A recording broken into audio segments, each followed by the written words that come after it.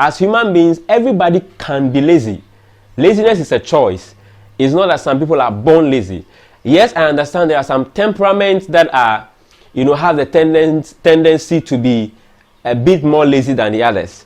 If you know something about temperaments, if you don't also, there will be a video in which we'll look at this. Hello, thank you for joining me today on this video. My name is Emmanuel Junior Asan.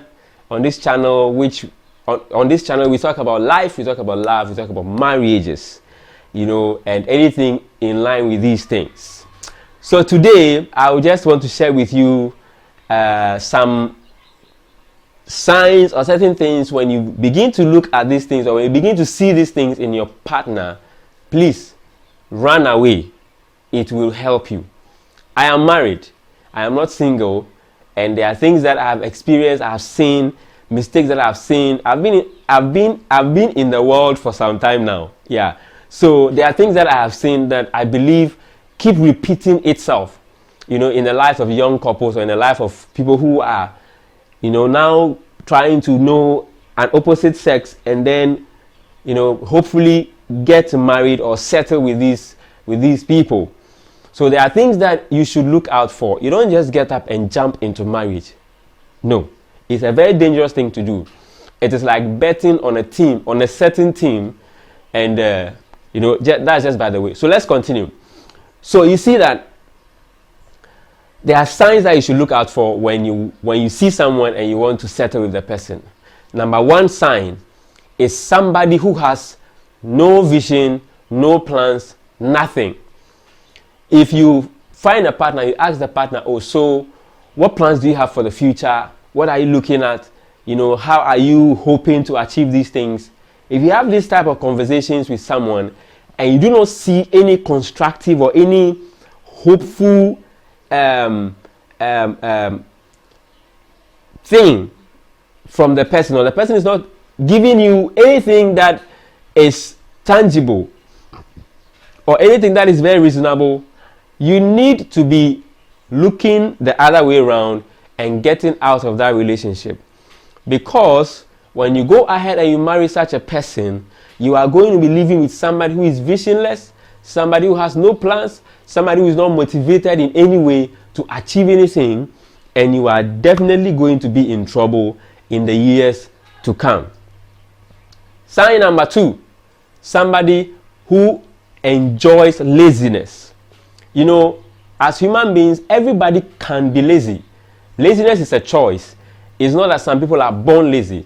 Yes, I understand there are some temperaments that are, have the tendency to be a bit more lazy than the others. If you know something about temperaments, if you don't also, there will be a video in which we'll look at this as well. So there are some temperaments that are tended towards being much more lazy than the others. But what I'm saying is laziness is a choice. Everybody can be lazy. You can decide to be lazy today and, do laziness. That is the point. It's a choice. You see the thing. But when somebody decides to continually be lazy, okay, there is work to do in the house, the person doesn't want to do it, or when you try to push the person to do something, then it becomes a problem. Or in the person's conversations, the person wants to be lazy. You can smell laziness in the person's discussions with you, conversations with you. Then I think it is a good time to look the other way around. Why do I say that? Marriage is hard work. Marriage is not like, it's not simple. Marriage is not simple. Marriage is a lot of work. Even when you get married to somebody who is just the exact thing you are looking for, it does not end there. It is work. There's a lot of work that goes into marriage. Emotional work, psychological work, then physical work. All those things come into play. Then when children come in, it becomes much more complex.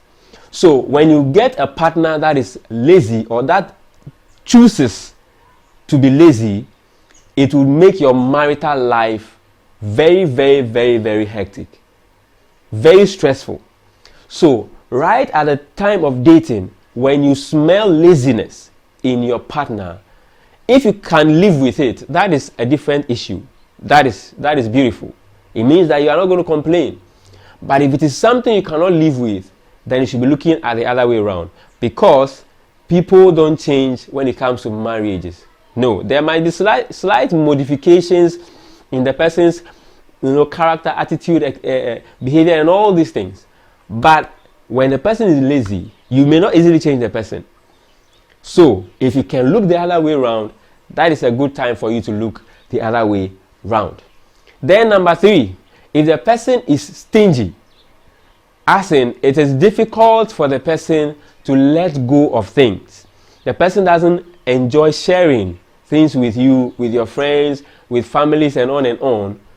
When you see such a person, please look the other way around, because what will happen in your marriage is that you are going to be drained of your resources, and the person might be doing things that you have no idea about. The person wants to consume yours and then keep his or her own. When you smell stinginess in your partner, well, if you can live with it, that is cool.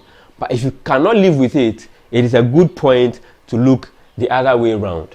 Number 4, if you meet somebody who is very secretive, definitely on your first date with someone, you don't expect the person to share everything with you about their lives and on and on. Definitely there will be restrictions. But in your dating period with the person, there will come times where the person needs to open up about things that happened in the past, so you can know exactly where you are going to. Please, the past is important when it comes to dating and marriages.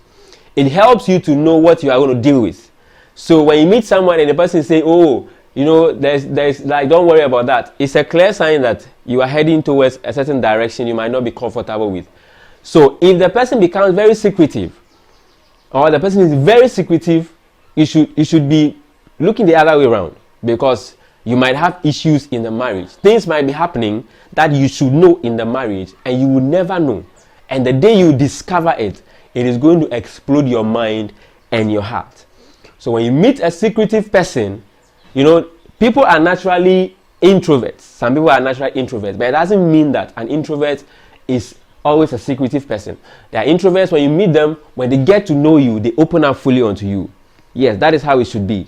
But if it becomes something else, please, you need to look the other way around. It might help you. But if you are cool with it, that is fine. Then the next thing also is that if you meet someone who is always into him or herself, in every statement the person will do, everything the person desires, the first thing you are going to smell in the person's conversation or in the person's actions is himself or herself first, every time. That is a good enough reason for you. That's a serious red flag for you to be looking the other way around. Because it will come to the point when things are becoming some way in your marriage, your partner is going to put herself first, when he or she should be putting maybe your kids or maybe yourself first. Your partner will think about him or herself first. Maybe you come to a point where, financially things might not be working well for you.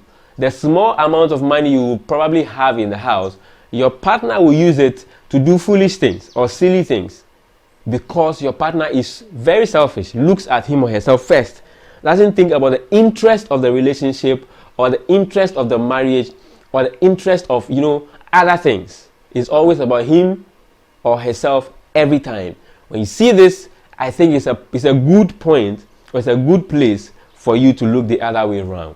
Alright, I would not like to make this video very long. If you have enjoyed this video so far, please consider hitting the subscribe button. Just hit it. I'm waiting for you. Very good. Thank you for doing that. I'm very, very blessed. I'm very, very appreciative of the fact that you were able to subscribe. So go ahead and like the video and share it with others. I'll see you in another video, and have a blessed day.